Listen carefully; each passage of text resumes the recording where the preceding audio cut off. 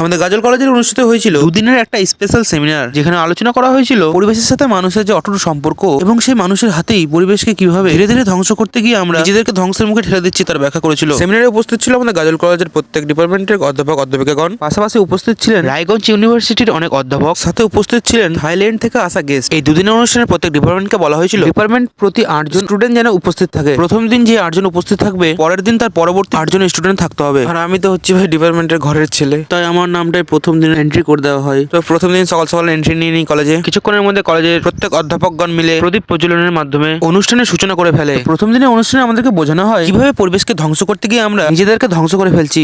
ওনারা এটাও জানান যে দিল্লিতে নাকি এত পরিমাণ দূষণ ঘটেছে, ওখানকার লোকজন যারা স্মোক করেন না তারাও নাকি প্রতিনিয়ত পার ডে 12টা সিগারেটের সমপরিমাণ দূষিত বায়ু শ্বাস প্রশ্বাসের মাধ্যমে গ্রহণ করছেন। প্রত্যেক স্যার ম্যাডামরা তাদের নিজেদের আলাদা আলাদা প্রেজেন্টেশনের মাধ্যমে এগুলো আমাদের সামনে তুলে ধরেন। কিছুক্ষণের মধ্যে আমাদের লাঞ্চ ব্রেক দেওয়া হয়, যেখানে আমাদের কলেজের পক্ষ থেকে ব্যবস্থা করা হয়েছিল চিকেন বিরিয়ানির। ব্রেকের পর আর কিছুক্ষণ অনুষ্ঠান হয়, তারপরে প্রথম দিনের অনুষ্ঠানের সমাপ্ত হয়। বাড়ি আসার পর রাত্রেবেলা দেখি স্যাররা পরের দিন অনুষ্ঠানের জন্য পরবর্তী 8 জনের নাম পাঠায়। সেই লিস্ট চেক করতে গিয়ে দেখি আমার প্রতি ডিপার্টমেন্টের ভালোবাসা তো ভাই হাই লেভেলের। লিস্টের নিচের দিকে দেখি স্যাররা আমার নাম আবার দিয়ে দিয়েছে।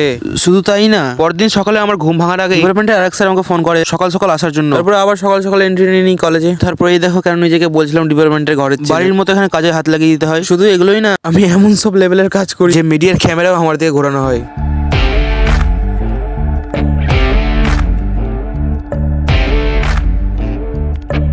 তো অনুষ্ঠানের শেষে আবার আগের দিনের মতো আমাদেরকে বিরিয়ানির প্যাকেট দিয়ে দেওয়া হয়। আর হ্যাঁ, সবার জন্য রয়েছে একটা বড় সুখবর। 19 তারিখ সোমবার আমাদের গাজল কলেজে অনুষ্ঠিত হতে চলেছে অ্যানুয়াল কালচারাল প্রোগ্রাম। তোমরা সবাই আসছো তো?